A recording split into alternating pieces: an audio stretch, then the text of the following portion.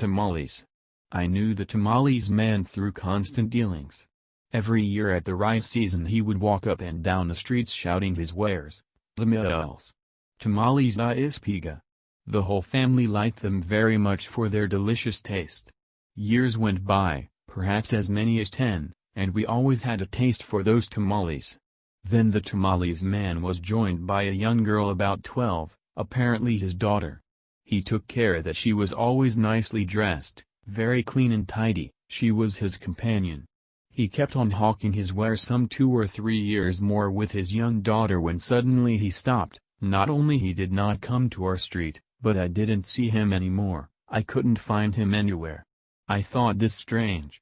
Some time went by and one day I came across him in a street which he did not usually frequent in his rounds, and he greeted me very formally. He said, "Good afternoon, young man, how are you?" I answered his greeting and noticed that he was very well dressed, with rather expensive clothing. He was not wearing huaraches anymore, but fine shoes, well shined, and he was clean and well shaved, and so was his daughter. Clean, nicely dressed with new clothes. This surprised me and I wondered about such change. He was a hard-working man from the country, who wore huaraches and the traditional off-white coarse cotton clothes, and now I was seeing him elegantly dressed and walking quietly down the street. Days went by and I happened to run into Mario, a good friend who was acquainted with the Tamales man since he lived near his house, and they were on friendly terms. They were neighbors in a rural area where Magais were plentiful, so with some curiosity I asked Mario about the so obvious change in the Tamales man and in his daughter, and he told me this story. He said according to what the Tamales man told me, it seems he was coming up the road with this daughter. It was rather late and they were tired after many hours of selling tamales. As they passed the Magiras, he spotted a piece of metal and decided to pick it up. Perhaps he could sell it. There had been heavy rains for days causing landslides, and apparently the iron got uncovered.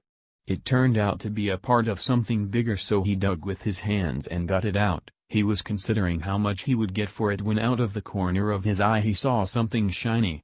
It was a coin lying in the spot where the iron had been. He tried not to get his hopes up. Neediness can make us see things. He bent down and picked up the coin. It was gold and it was old. Very agitated, he kept on cleaning up the place and he found what is called a skin chock full of gold coins.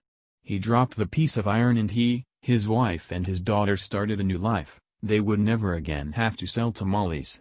Mario kept on talking and then he asked me to join him at the market where we enjoyed a semita con nata chased with a delicious café de alla.